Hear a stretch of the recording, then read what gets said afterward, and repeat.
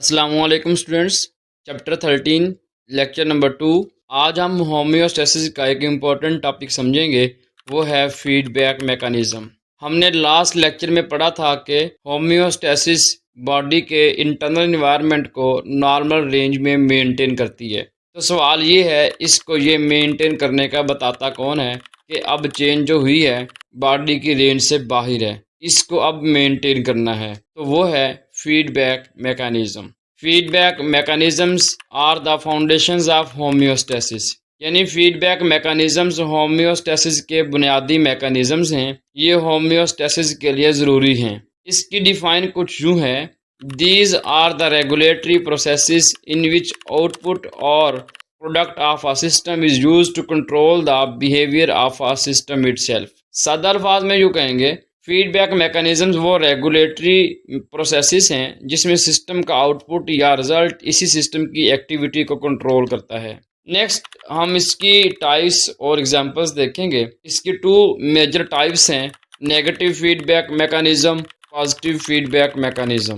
अब negative feedback mechanism को detail में समझते हैं। नेगेटिव फीडबैक को समझने के लिए एक लाइन याद रखें: negative feedback oppose the change, यानी ये होने वाली चेंज की मुखालफत करता है, उसके खिलाफ काम करता है। इन सिंपल वर्ड्स, अगर बॉडी में कोई कंडीशन नॉर्मल से ज़्यादा हो जाए तो नेगेटिव फीडबैक मैकेनिज्म उसे डिक्रीज यानी कम करने की कोशिश करता है। इस तरह बॉडी वापस अपने नॉर्मल रेंज या सेट पॉइंट की तरफ आ जाती है। हम इसकी डिफाइन यूं करेंगे: negative feedback system is a mechanism in which output or product of a system reduces the activity of the system, यानी सिस्टम की आउटपुट उसी सिस्टम या प्रोसेस की एक्टिविटी को कम कर देती है। It is a most common form of regulation in body.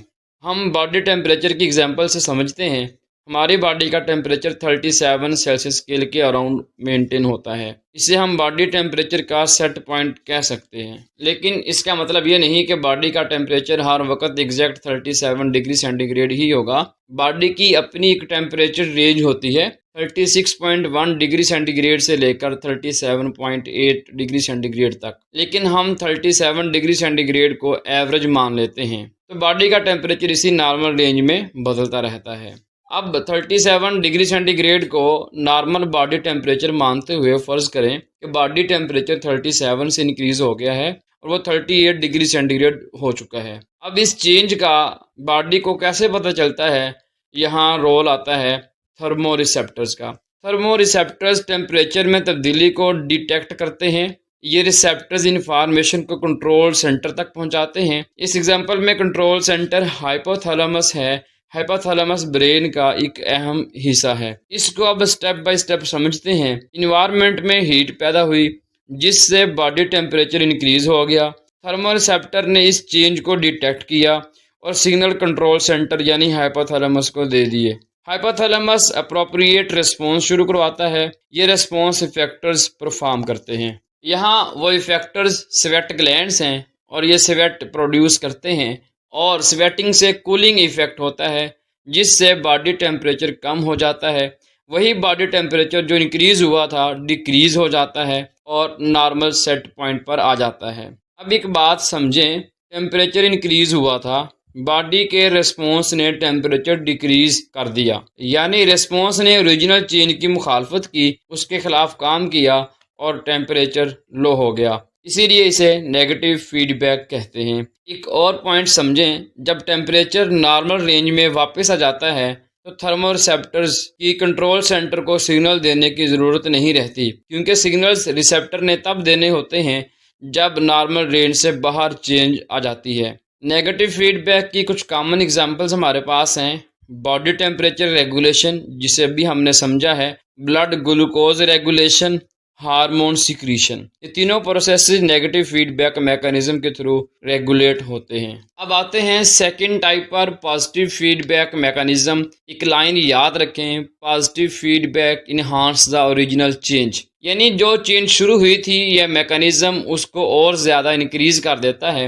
इसकी डिफाइन देखते हैं: A positive feedback system is a regulatory mechanism in which the output or product increases the activity of system, यानी system की output उसी system की activity को मजीद increase कर देती है। नेगेटिव फीडबैक मैकेनिज्म में चेंज आती है, रिस्पॉन्स उस चेंज को डिक्रीज कर देता है। लेकिन पॉजिटिव फीडबैक मैकेनिज्म में चेंज आती है, रिस्पॉन्स उस चेंज को इंक्रीज कर देता है। यानी नेगेटिव ने चेंज कम कर दी, पॉजिटिव ने चेंज ज़्यादा कर दी। एक एग्जांपल से समझते हैं।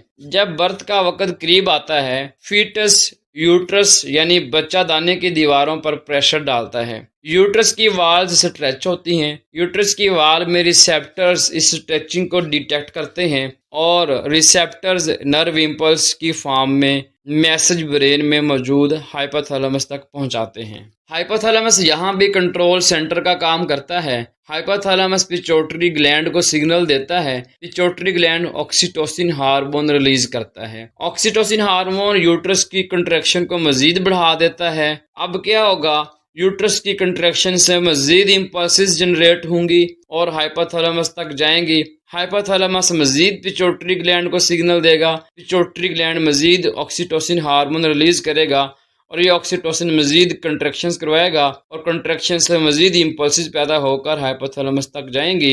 ये सिलसिला चलता रहेगा और ये सिलसिला बेबी के बॉर्न होने तक जारी रहता है। क्योंकि यहाँ ओरिजिनल जो चेंज थी कंट्रैक्शंस, उसको इंक्रीज किया गया, इसीलिए इसे पॉजिटिव फीडबैक मैकेनिज्म कहते हैं। Common examples of positive feedback mechanism blood clotting, labour या child birth, baby suckling for milk feeding.